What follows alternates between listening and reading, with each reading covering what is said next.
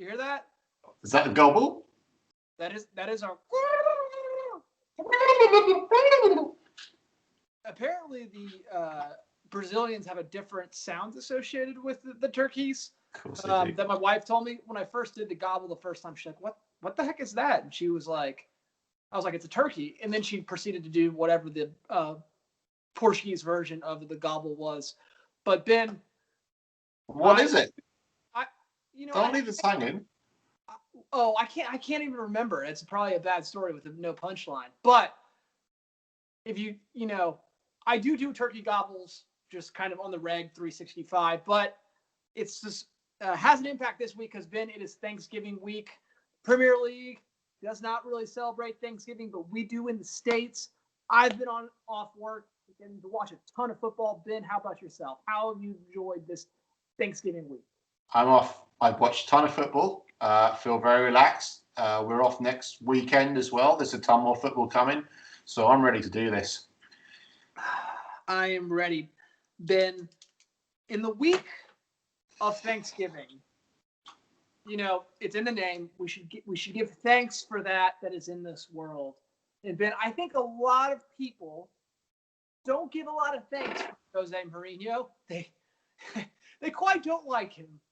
But boy, did a bunch of people have to eat some humble pie this weekend when Man City got nothing against Tottenham. Literally nothing. Man City 0, Tottenham 2. Ben, and we might use this analogy later. It's really the return of the King Mourinho. If you could type a performance of how Mourinho wants to score and wants to play and wants to put his finger in the eye of Pep Guardiola, this is it. He did it. Yeah, he did. And typical Jose tactics. He was so humble in his press conference as well, which I love, which I think he does this to rub it in. But thinking more about this as well, I think the most impressive thing is how he's changed this or flexed this team to match what he needs as well, and just changing some of those key players as well, getting rid of Dele Alli, one of probably their most talented players, not saying we're going to force you into a system, just very cold, saying you don't work hard enough to play in this team as well. Taking Kane, making him a deep lying playmaker, and then also putting Dyer as centre back as well, saying you're not mobile enough to be in the midfield. We're going to put you, and suddenly you're this fantastic centre back who had a great game. So credit where credit's due. Mourinho's got really changing things around and might bring Spurs some silverware. Cool. I have a question. I have a question for that later. You touched. Well, it's so funny to think of Ndombele as like this, this revelation, considering he costs £70 million. Well, we'll forget about that part. But switching, nothing is more emblematic of a Mourinho team than switching Dele for the 10 for Ndombele at the 10. Just look at their physical profiles. A little different. Ben, yeah, you talked about it. I think the most impressive thing is Harry Kane is playing like Olivier Giroud, like being the focus point of the attack and allowing others to thrive, but he's also still scoring. So it's like he is the in basketball they talk about the triple threat, or in baseball they talk about the 5-tool player. I mean, Harry Kane sometimes is playing like an 8. Like he's dropping so far back, it's like playing like an 8, and he's spraying the ball around there. I mean, can England do this? Can he play like this for England? It's incredible. I think so. I think they should do it because I think they've got the players to run past Kane as well. So you've got Rashford, you've got Sancho. You're kind of struggling how to bring them into play. So this might be, to Gareth Southgate, the way to play for England. And now I know Kane can do it. I think it would probably suit the players that England have as well. But I'm really surprised that Kane is happy in this role as well. Someone who wants to score goals, who historically as well, they keep saying when he does a pass, he'll hit it slightly longer to push the player out of position so they don't have a shooting chance, so they have to cross it back so he can finish. So I wonder how Kane really feels about being this more supplier than a finisher who gets all the goals as well. So what do you think? Do you think he likes being this deep line playmaker, or do you think he'd prefer to be the target man finishing everything? I think he would probably prefer to be the target man, but I think that Kane is starting to feel his age a little bit. There's not that much time left, and I think that he's probably, he wants to leave his mark on Spurs as, they haven't won. I guess they haven't won a trophy since they beat Chelsea in the Carling Cup in like 2008, something like that. They certainly haven't won a Premier League in a long time. So, I think that Mourinho is really good at getting people to buy in for a short period of time and saying, like, I can win. This is how we win. All I do is win. That's Mourinho. Now, that shine had come off a little bit, but it's still there, right? Clearly, it's still there. And he just gets people to buy in. So, I guess a very roundabout way answering questions. I think he wants to score, but I think he probably feels his mortality a little bit, his age a little bit, and he's buying what Mourinho's selling. He's buying that juice. His stock's definitely gone up. I think now he's the most important player to England, whereas before we thought we had a lot of finishers in the team. Talk about that deep line playmaker or number 10 or target man or number 9, whatever it is. Who's best? Is it Firmino? Is it Patrick Bamford? Is it Kane? Who plays that role best? Would Liverpool be unstoppable if they swapped Firmino for Kane? No, because Tottenham doesn't press like Liverpool. Like, the thing about Firmino is that he plays the press. Yeah. Right. And so does Bamford. No, not Bamford's kind of somewhere in the middle. Bamford. We'll talk about that Leeds game. Bamford had so many chances in that game, and that's like one of those things where, he didn't have any obvious chances, but it was like one of those things where you get the criticism of Bamford because like there was a couple of balls he just should have put away. But I do think, well, to answer your question, if I were Liverpool, I'd pick Firmino, but if I was Tottenham, I'd pick Kane. Because of the way they play. That offside goal was the prettiest. I think that is like the encapsulation of Mourinho football. Just ruthless speed, ruthless on the counterattack, switching across the field. I don't know what Kane was doing, why he was so far offsides. That's the best goal. Wow. He was offside because I think he made that run expecting the ball. It went wide to Son, and Kane was out of position for that offside. That was not. I saw your note. That was not the prettiest goal this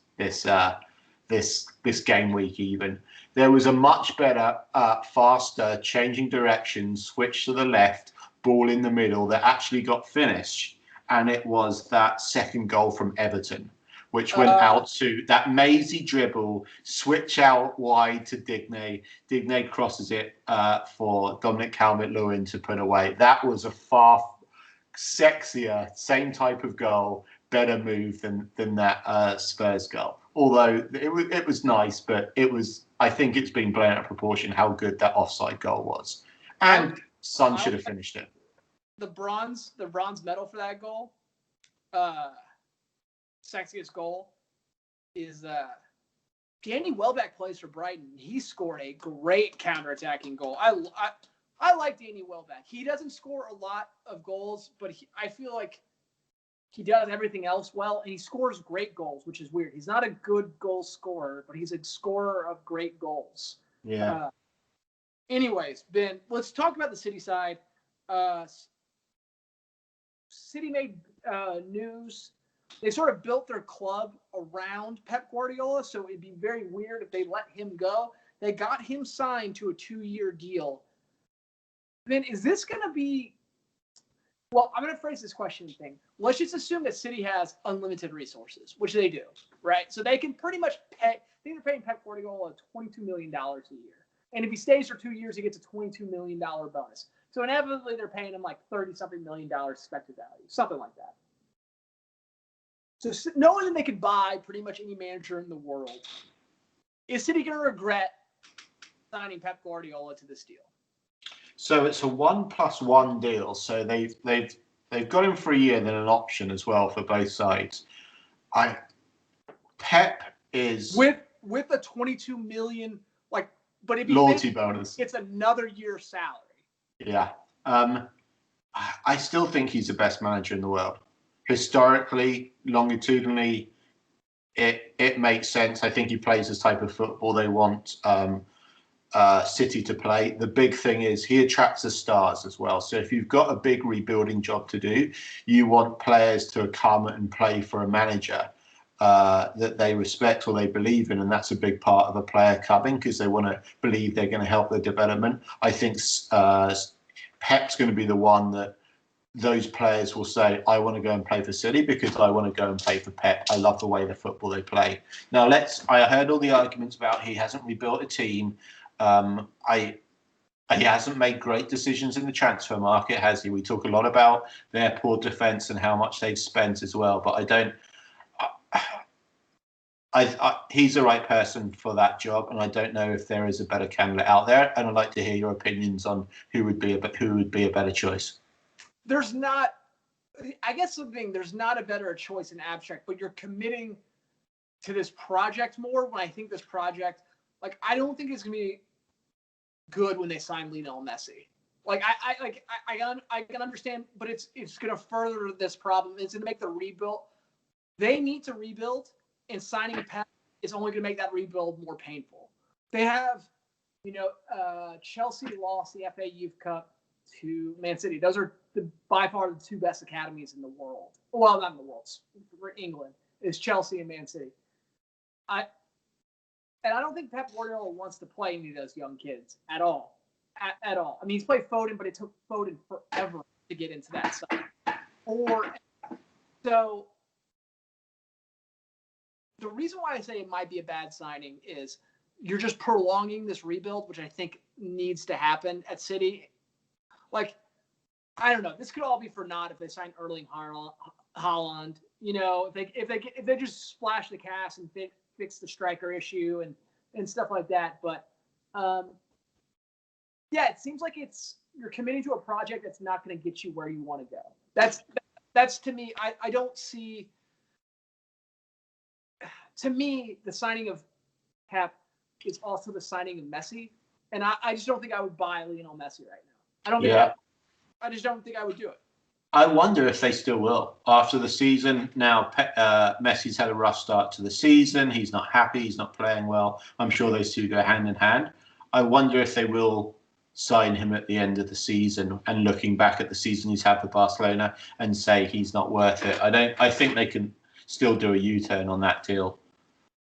I mean, it's just really hard to be an elite side and just have a player like Messi. He's just not a team player anymore, right? Like, it's not his own. He's just older, right? Like, we can talk about Liverpool later, but you look at that Liverpool side and see how they swarm and they attack. Like, you just can't have a passenger in a team like that anymore. Not against Bayern, not against Liverpool. And I'm holding Man City to the highest, like, where they want to go, right? So I will say this, but I don't know who. But I don't know who the other manager is, right? Like, there's not like a ready-made replacement. There's not a Mourinho at Porto. That guy from RB Leipzig has gotten a little shine taken off him. Bare bottom spanked by Ole Gunnar Solskjaer. Let's round out this Man City Tottenham. Ben, gut reaction. Who finishes in the top of the table? Man City or Tottenham? Not top of the table, but who finishes higher? Man City or Tottenham? So I think it's Spurs if they keep Kane fit. And just to round off this whole Pep thing, I'm not sure it is a whole rebuild job. I just think they're in a slump. I think they've got the players. I just think they know they're not playing very well right now. And I think it's just finding that mojo again. And I'm not sure City will this season. I think they might be tired. They might not be in the same system. But I think Spurs are going to finish higher if they keep Kane fit. How about you? I sort of factored that into my prediction. Like, I'm not going to caveat it. I think the Man City seems higher because they have more margin for error, right? Like, if I were gambling on it, I think Mourinho understands how to navigate a league better than most managers. Like, he'll go for a draw when you need to go for a draw. He doesn't have any sort of pride in that sense. But Spurs are they just don't have the depth. So if Son picks up his usual red card for violent conduct for 3 games, Kane usually has an injury. I want to pick Spurs, but I'm going to go Man City if I were betting on it, right? Just because the margin for error is larger for Man City. Fair. We'll see. Time will tell. We will see, and we'll keep track. Ben, let's go kind of around about the leagues. Ben, I think I sent you a text a couple of weeks ago talking to you about I'm starting to feel things for Chelsea. Starting to see the angles, seeing the balls being played, see the intensity. Ben, and they've just gone on a run since then. Actually had a great comeback win today. Newcastle 0, Chelsea 2. I read a great stat this weekend, and if you look at the tackles and interception numbers for the last 4 to 5 years since N'Golo Kante went to Leicester, N'Golo Kante ranks number 1 his first year at Leicester, ranks number 1 his first year at Chelsea, ranks number 1 the second year of Kante. Then he gets shifted a little bit up. He drops to 20. Last year he drops to 50. Now he's back to number 1. N'Golo Kante is back in that midfield. They're looking great. Chelsea looks great. They look like the best team. They look like the best team in the Premier League right now. Yeah. They've got some. I think what benefits them is they've got some great depth as well. It's one of those teams where you see you can have many people injured and it's okay. I think you don't know what that best first 11 is, and that's okay. They've got a system. They play quick, counter-attacking, intricate football. I think they've got a lot of options in that team as well. I keep saying, let's wait till they play someone good. They're good. Their good run has been built on. They've played some very average players. Newcastle are a very, very average team and didn't offer much up. Now the proof will be next week where they start playing some big boys. Well, I got to tell you, Newcastle's been a bogey side for us. Off the international break, a team that's hard to break down. No Thiago Silva, no problem. Another clean slate. I got to tell you, watching Thiago Silva, man, I really wish he would have come to the Premier League when he was younger. He is so good. He is so calm and a better ball playing center back than I thought. Can carry the ball up, doesn't panic when he's put under pressure, can play the ball out. I'm not sure if you're familiar with the Thiago Silva song, but I sing it all the time. I'm like, oh, Thiago Silva, oh, Thiago Silva. We're actually thinking if we ever have a son, we'd name him Thiago. And I was wishing that he would go by Thiago instead of T Silva on his jersey. But that might be my Christmas gift to myself is a Thiago Silva kit. I'm obsessed with Thiago Silva. I think he makes a decent replacement for David Luiz, but he'll never be as good as David Luiz. David Luiz. If you look at it, here's the thing about David Luiz is there were 2 seasons. I think he's been on a first team All Premier League side twice. Once under certainly under Conte when he's playing the center in the 3. Luiz is the most maddening football player of all time. But if he's playing the center in the 3 and they have people covering for him, he's incredible. But playing in a 4, sometimes crazy. I remember Chelsea played Manchester United. God, I didn't even remember who the manager was. Let me think about this. Maybe Robbie Di Matteo. I can't remember. But we went up there and Javier Hernandez scored within 30 seconds on Luiz. Just Luiz backed up Javier Hernandez is probably my least favorite United player of all time. Just murdered Chelsea and murdered the U.S. and Mexico. So I hate him. I hate Javier Hernandez. It's probably the only player I say I hate is Chicharito. Hate him. That's a hard comment. I think if we took Pogba and put him in that back 3, I think he'd do a very, very similar job to David Luiz. Oh, Paul Pogba can't even make the bench. We'll talk about that later. Ben, let's shift to the other side, another side of London. Leeds 0, Arsenal 0. Ben, Leeds battered them in this game. Couldn't get it across the line, though. Ben, I'm going to play a game with you. Arsenal haven't scored from open play in a long time. True or false? You could watch all the Lord of the Rings movies in order, and they still wouldn't have scored open play. True or false? Is it director's cut, Lord of the Rings? No. Okay, then it is true, 100%. Actually false. It's not that false by that much. Ben, could you get in a car and drive to Birmingham, Alabama, before Arsenal, during this time, Arsenal hasn't scored a goal. So I think it's like 870 hours. Is that way too much? That must be, because that's got to be longer than Lord of the Rings. Could you drive to Alabama? No. That's a long way. You could drive to Alabama. You could drive to Alabama. 0 for 2. Stops too, right? You can drive to Birmingham about 7-ish hours. It's been 8 hours since Arsenal has scored from open play. Oh my God, they are terrible. But what a great 0-0. Was this the best 0-0 you've seen all season? It had everything. You know what's funny is, I mean, watching Leeds is so fun, and Arsenal was just getting destroyed on the left flank. Their goalkeeper, stood on his head. It wasn't the only goalkeeper stood on his head this week. But what's funny is once the red. Wait, that's good. What? That's good though. He stood on his. Is that good? Yeah. Because Leno had a blinder. What does that mean? Yeah. Stood on their head. That's a hockey term. Like he can save a goal even standing on his head. Okay. We say like blindfolded. Yeah. All right. Yeah. Anyways, what's funny is that once they went down to 10 men and they brought Saka on, who unfortunately went off due to an injury, Arsenal looked pretty good there, attacking for that last end of the game was pretty good. But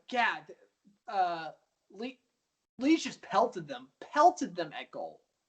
Shame on you, Arsenal, with the quality and the firepower and the money you've spent with Pepe, Aubameyang, that you can't get that ball in the back of the net. I know they had that last chance in the final few minutes, the Bellerin through ball, which they couldn't convert. But yeah, Leeds should have hammered them. It could have been 3-0. They hit the bar. Leno had a blinder. They had so many chances, but they were very, very, very lucky not to get battered. But it doesn't seem, no one seems to be questioning Arteta. He's fixed the problems in defence, but no one's saying like, oh, this could be, he needs to start turning things around here.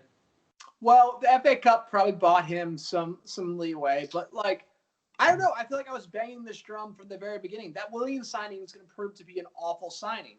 That Aubameyang signing, I mean, he looks like he's just taken his money and gone off to the beach. I think he hasn't scored from open play since like the opening week, right? Yeah. Like 8 games. And he's not even look like he's getting close to scoring from open play. Again, I think it's a team that hasn't found the right formation. They need to find the right system that works for them. They've got the players. They need to start playing Aubameyang up top. They're not there yet. I think they've got the players. I think it'll be okay. It's just finding that right system. I don't think so. My thing with Arsenal is, so it's funny. Like you look at and I think it's less maybe prevalent. I don't know. I just have a better feel for it. In the NFL, it seems like because in Premier League you can just kind of buy your way to the top. In the NFL, it's a little harder. The bad organizations end up showing up, right? Like the good ownership organizations end up over time doing well. I'm going to bring this back to Arsenal. With Arsenal, we tend to think about the organizational dynamic not being like they're clearly Manchester United. It's shown up and it's shown up on the field. I just look at what's happening at Arsenal, like something stupid like the Gunnar Soros thing, something stupid like the Mason Ozil thing. I just wonder in that sort of organizational dynamics where we're not seeing what's going on in the training pitch and stuff like that, but that's what's coming out of the top. How can you be successful in that environment? It's, I think that organizational culture seems to be an underrated thing because we can't quantify it. And I'm just wondering if it seems like anyone can be successful at Arsenal with the Cronkies. I mean, Arsene Wenger, 4th place trophy. I mean, they would bite your arm off for that 4th place trophy that Arsene Wenger used to give him time and time again. But it just seems like a shit show over there. Manchester. That's really interesting because I think it's been framed in many ways over the years. I think most commonly people use the word mentality, but I think it has to do with environment and perception and enthusiasm and history and all that stuff. You're right; it's hard to quantify, but I think it makes a huge difference to the way you play and the environment you play in, and a happy player is a high performing player. So yeah, maybe that is all factoring into it as well. Just the negative atmosphere around Arsenal right now. Well, I mean, I think David Luiz and Ceballos got in a fight this week. Yeah, on the training ground. Yeah. Like, why does that? Even less. I'm sure fights happen all the time. Why did that leak? Like, who leaked that to the media? Right? I don't think a happy locker room leaks that to the media. Right? Are we going to talk about the Pepe red card? I mean, yeah, it was very dumb. Like, match of the day, Danny Murphy came out and said he shouldn't have gone down. And I was so angry. What do you think about that? Should he have gone down? What the guy who received the headbutt? Yeah, he should not have gone down to the floor. I think he thought that he made too much of it. He threw himself to the ground. He did it because that's the only way he could get a red card. I was personally so angry. I think you've got to do that as a player. I think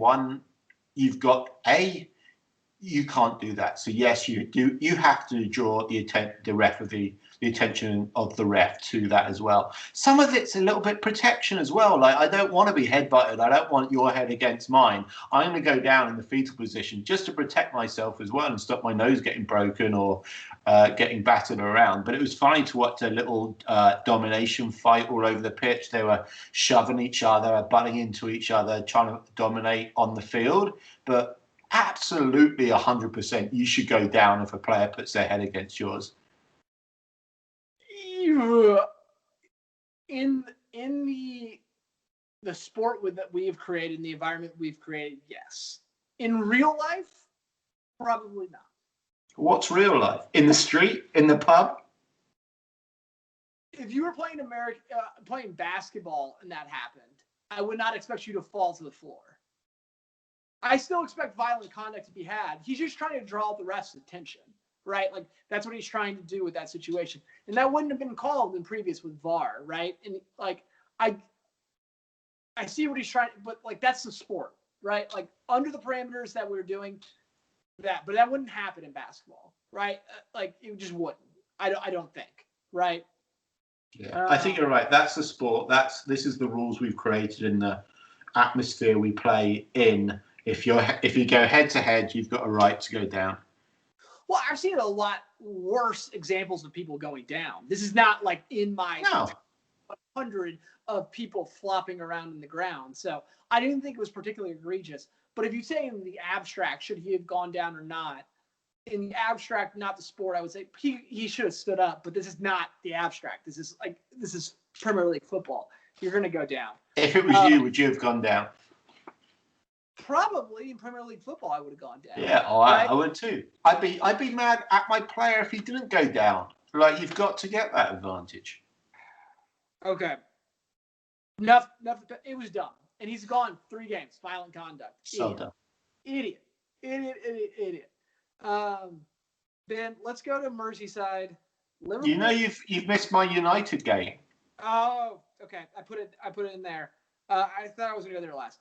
Ben, United. So I'm dealing. I did my handwritten notes before I sent it to you. Ben, United 1, West Bromwich Albion 0. Just walk me through as a United fan the overrule of the West Brom penalty, because that seemed like a stone cold red card to me. That's stone cold red card, stone cold penalty. Excuse me. So I watched it live and I saw it happen and I thought, that's no way a penalty. Not even Man United bias. No way a penalty. And when it went to VAR, I was so convinced that it was going to get overruled.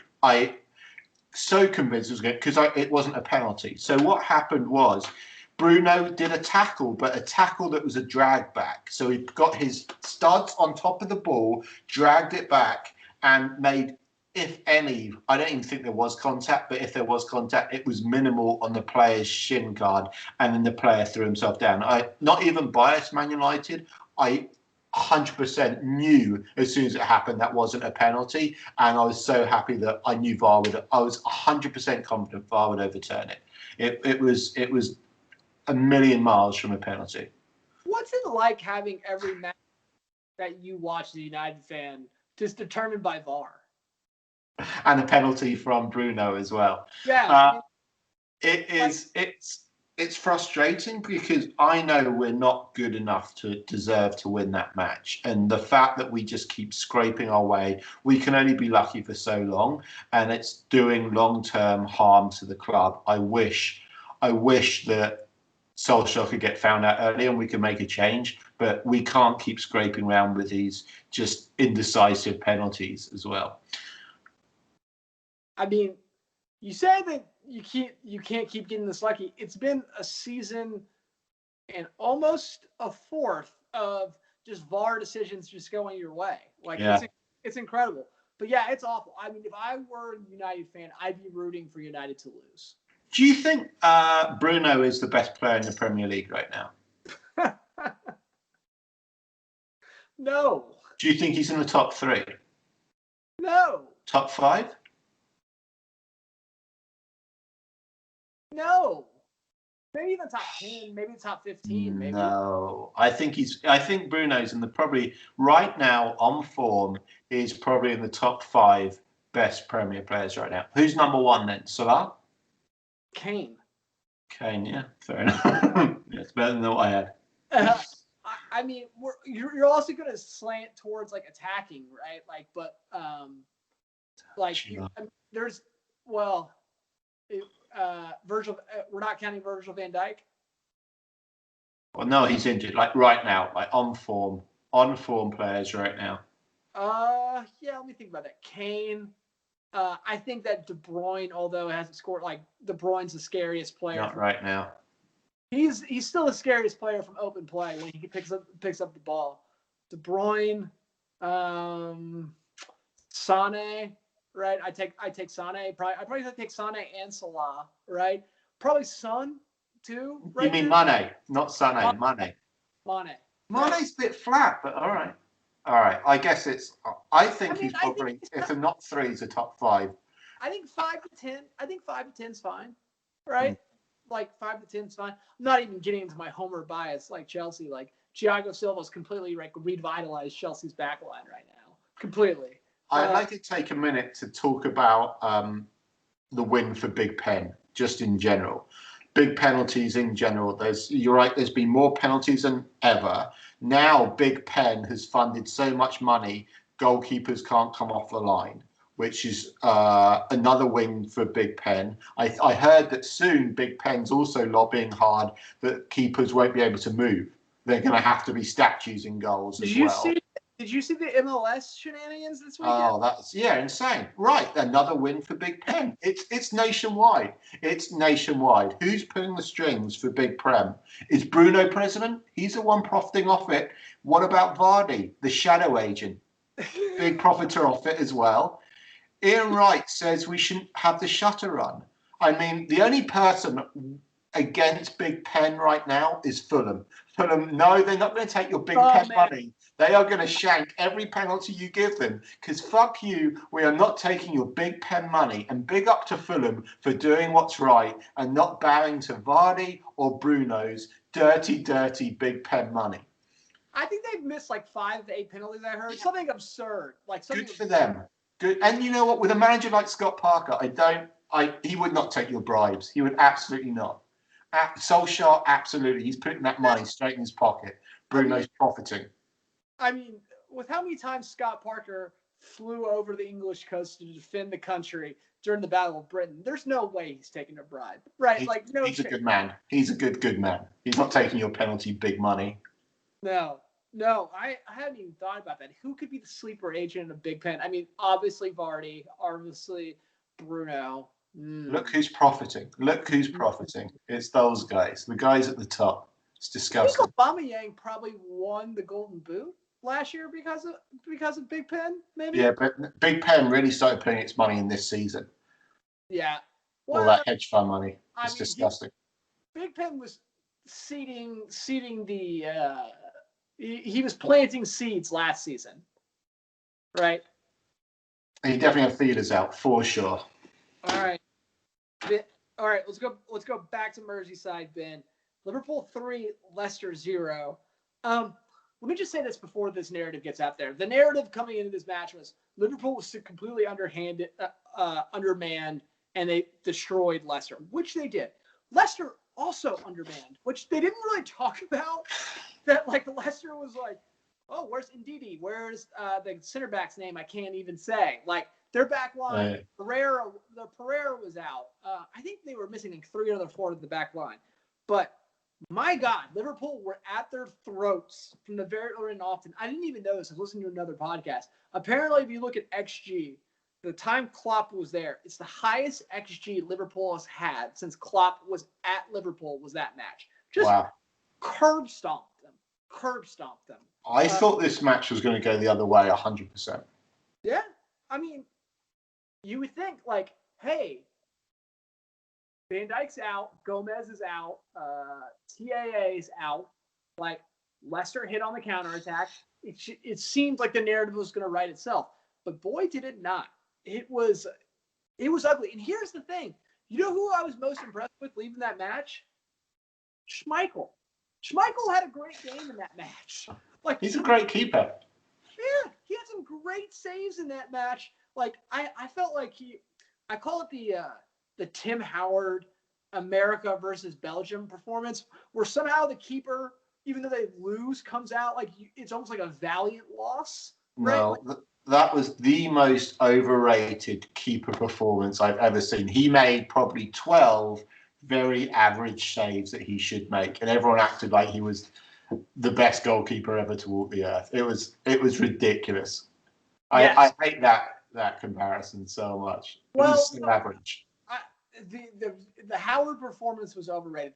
I will not disagree, but I'm more saying that like I had a better opinion of the goalkeeper despite him letting 3 goals in the net. I was like, Schmeichel looks great in that match because he was assaulted in that game.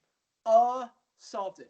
And by the way, talking about penalties and Big Pen, we haven't talked about like just VAR in general. That was the single tightest VAR I have ever seen in my life. You couldn't put a razor blade in between that line. It was so tight.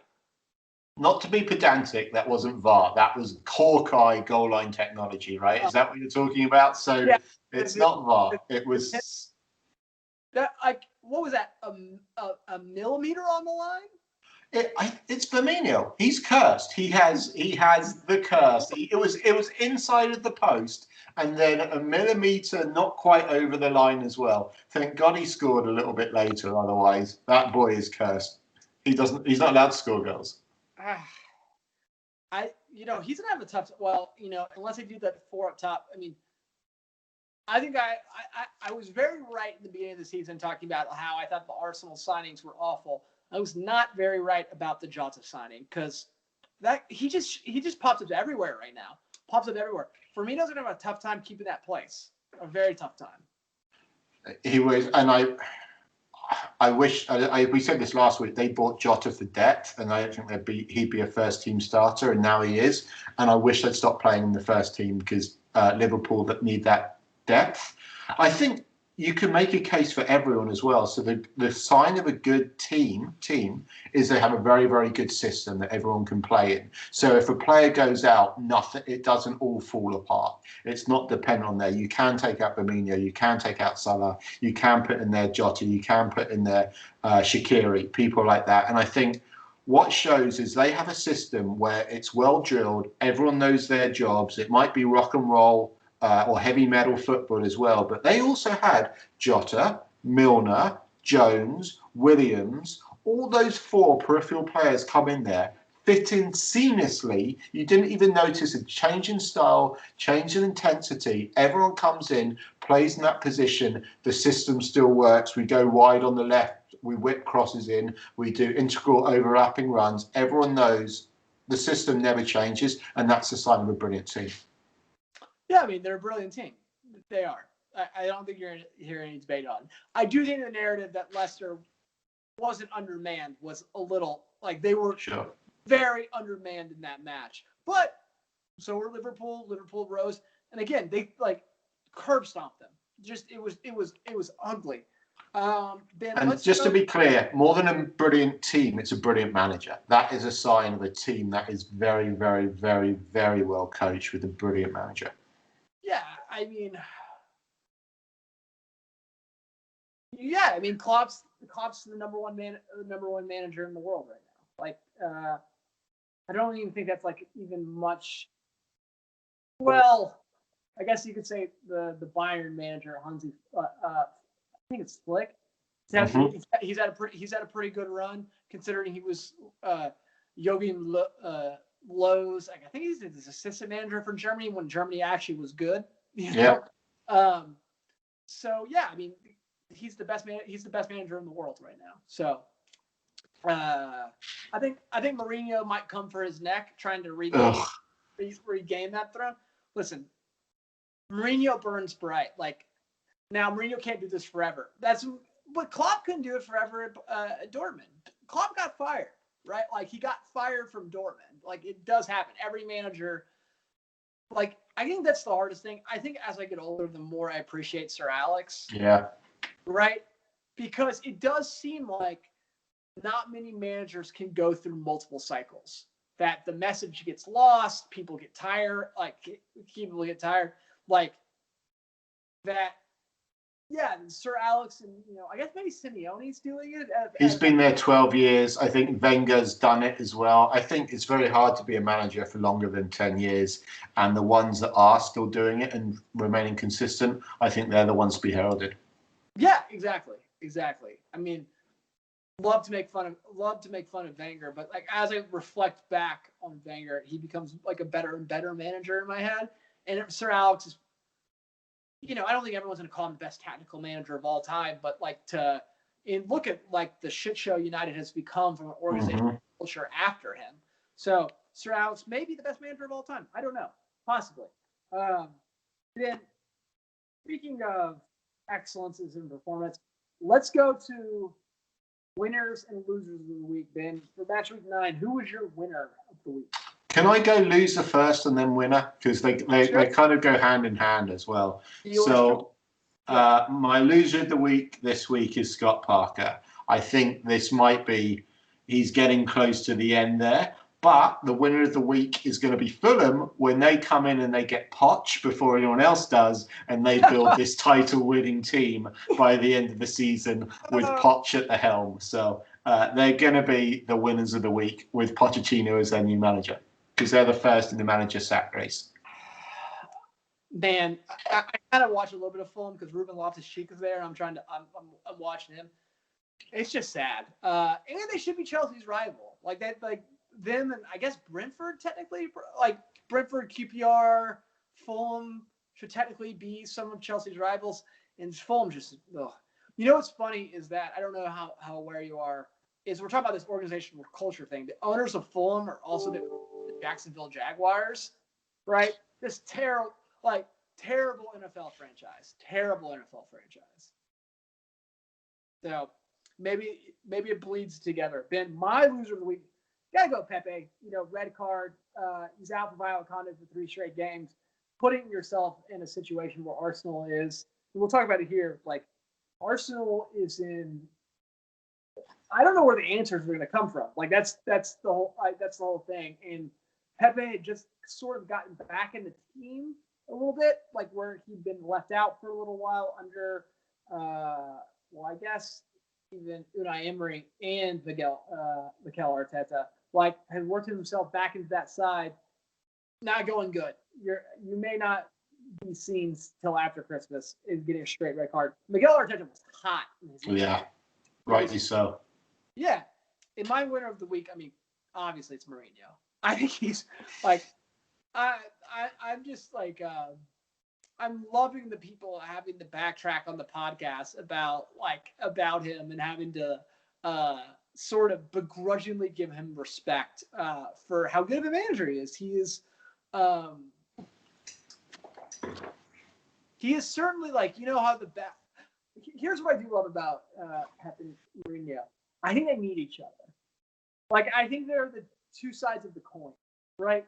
The idealist versus the pragmatist, right? Like, and I think that it's great that football has both, that you can win doing both.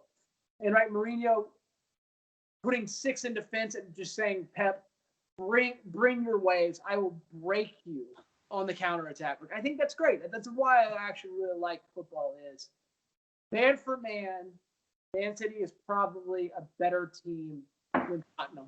But Tottenham doesn't have to play the game that Man City wants them to play. And the game that Tottenham wants to play, Man City's not going to play. So you can, Queen's Gambit, something like that. You can change the chessboard how you want to. And Mourinho changes the chessboard in some ways that people find, well, I don't even know if they find his football offensive. I think they find his arrogance offensive, right? But anyway, I love it. I love listening to podcasts and having people break and say, oh, well, fair play to Mourinho, fair play to Mourinho. They hate it. It's like just eating, I don't know. It's like, what is the prototypical in England when you say you have to eat something you don't want to? In America, it used to be Brussels sprouts. But Brussels sprouts Brussels sprouts are good, though. Yeah. Brussels sprouts are good. So I don't really know what the analogy is here. Like beets or something like that. Yeah. Yeah. Taking your medicine. So my winner of the week is Mourinho. And, let's go kind of preview match week 10, Ben. In our top 3 matches. In our third match, kind of building on the loser of the week, Arsenal v. Wolves. I think the loser of this match, well, I'm being hyperbolic, right? Like that there's some serious problems. But both those sides are trying to push for top 4, top 6. I think the loser of this match is in a bad way. I think the loser of this match is going to be anyone that watches it. I think you've got, if I love Wolves, I think what they've done is incredible. But if I see another 1-0 with a Jimenez penalty and another blanking Arsenal, I can't do it. I think this match is going to be horrendous to watch, and it's going to be Wolves eke something out. It's going to be miserable. Well, you know what's funny is I think it's like Leeds plays Everton this weekend. I always put Leeds in there, but I was afraid that I might have a bias for just watching Leeds. Is going to show up. You should. Yeah, diversify that a little bit. I also thought in the second slot, I think about outcomes of this match. Second match, I'm very interested to see Southampton versus United.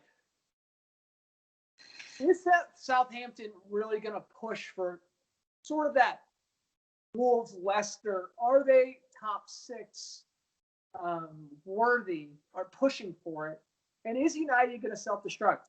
I don't know. What are you hoping for as a United fan from this match? Are you hoping for a loss? Like, are you hoping that United goes on a 6-game losing spree and you get rid of Ole? I think it goes back to Mourinho. It makes you feel good about life when tactics can outbeat money or player power. When you can set up the right team to nullify all the advantages a team has. On paper, United are better, but Southampton are infinitely better coached, have a better system, play probably more attractive football. I think it's going to play into United's hands a little bit, playing away, so they can play maybe on the counter. It's going to be really, really interesting, but I could see United losing this easily. If Southampton had Danny Ings, it would be a bit more straightforward. But I think United have been running on fumes and riding their luck for a long time. So I don't but I think United are going to lose, and the sooner the better, because I don't think Solskjaer's probably the right person here. No, I don't think so. Who do you have in the Champions League? Do you play tomorrow in the Champions League? We played tonight in the Champions League. We won. Who did you play? Turkish team, East. I don't. Some unknown Turkish team I hadn't heard of. It was 4-1. We played well. Cavani scored. Oh, nice, nice. And then Ben, the headline match, a match that I think that you're looking forward to, because I think you're looking forward to putting me in my place, and I am looking forward to, because I believe what I'm watching in the Chelsea side.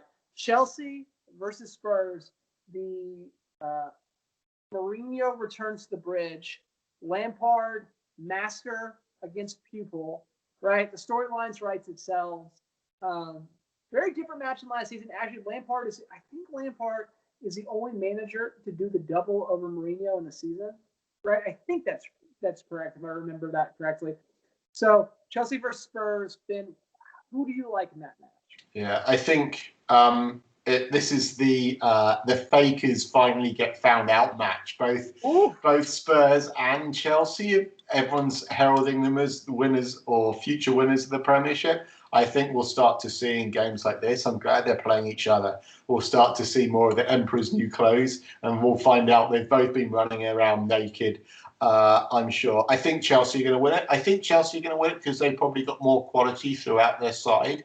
I think I'm really interested to see Chelsea's or Spurs' defence get tested and pulled apart. And I think Chelsea have the quality to do that. So I think on paper, at home, Chelsea should win this. And I think it'll be quite comfortable.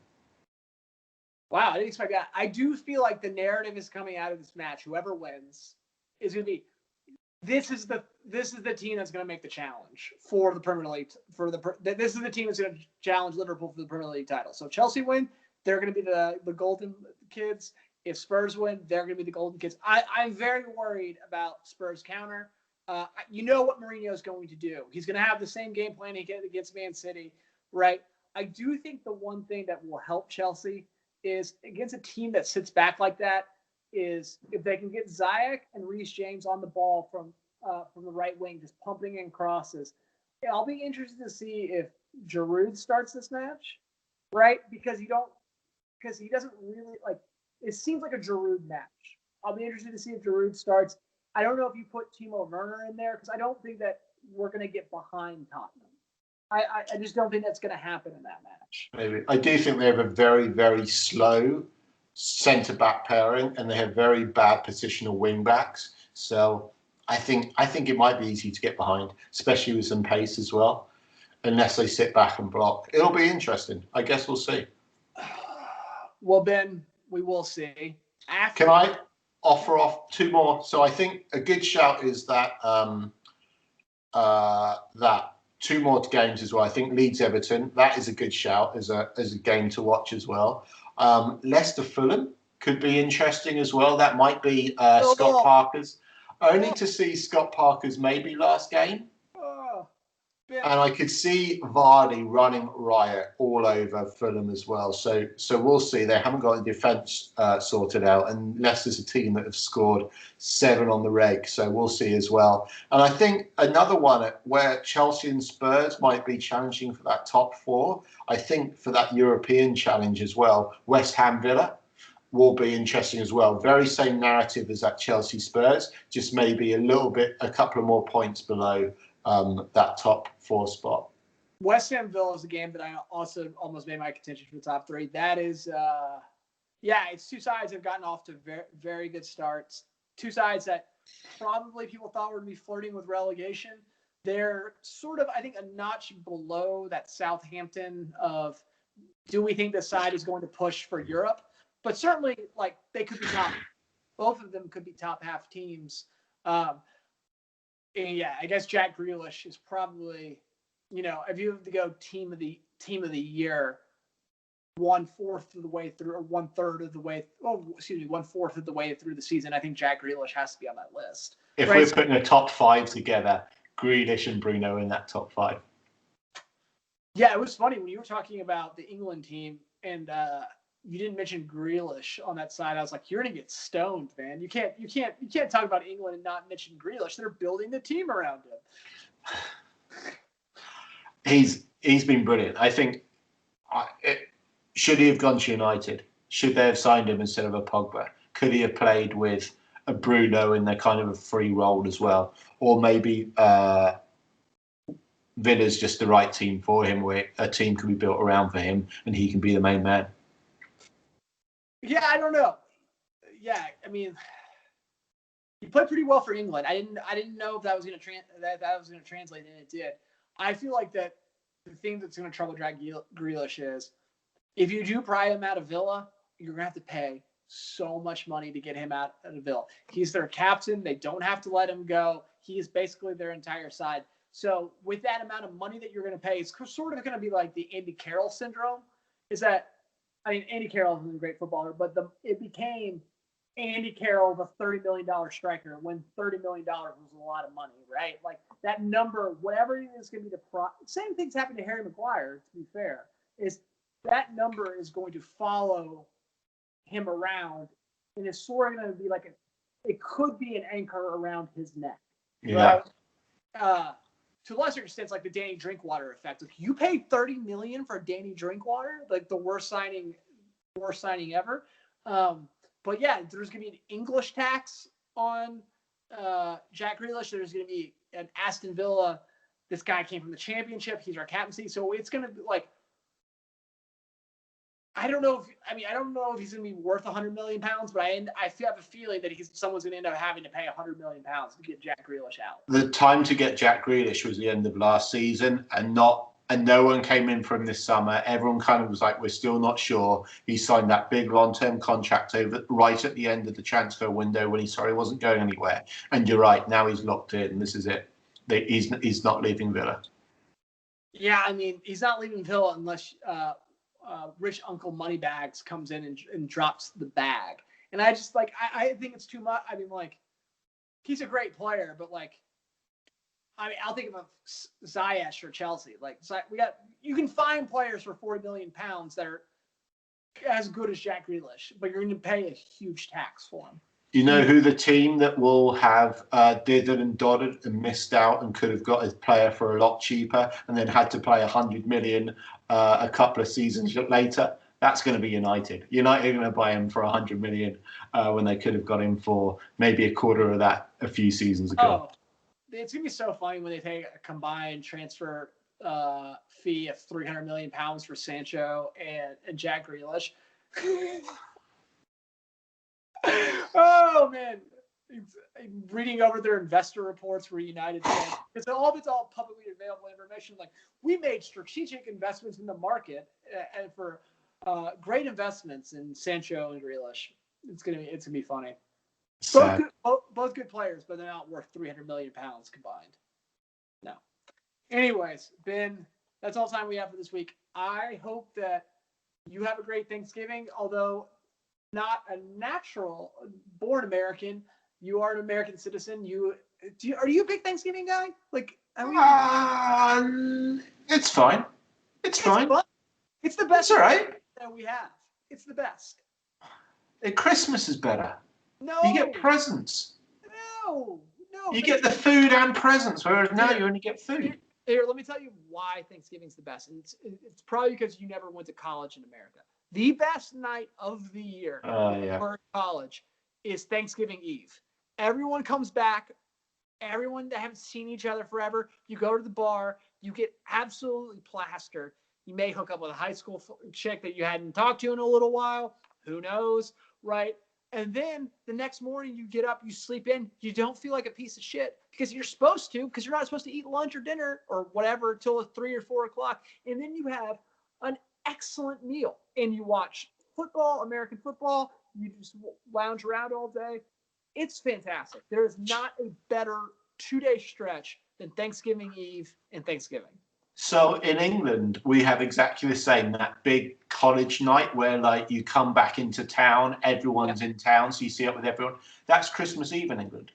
It's exactly the same as you're describing, but Christmas Eve. Everyone goes to the pub, everyone's cheery, everyone's happy, and then you get to just eat food and be lazy all day Christmas Day. That's different strokes. Yeah. I don't know. Yeah, that's fine. But you're underselling Thanksgiving. It's a great holiday. In America, Christmas Eve isn't really a thing. People work Christmas Eve, and it's annoying. Whereas Christmas Eve is such a huge, like, it's a party. You have the party on Christmas Eve, and then Christmas Day is like the recovery with your family with food. Well, and then you have Boxing Day the next day. Then you have Boxing Day as well. Let's go shopping. It's great. Yeah, it's a great holiday. But then that's all the time we have for today. My wife is calling me upstairs to eat dinner, but I will leave you here, and we will bring this back next week after Chelsea have ascended to the top of the Premier League. Happy Thanksgiving. Happy Thanksgiving.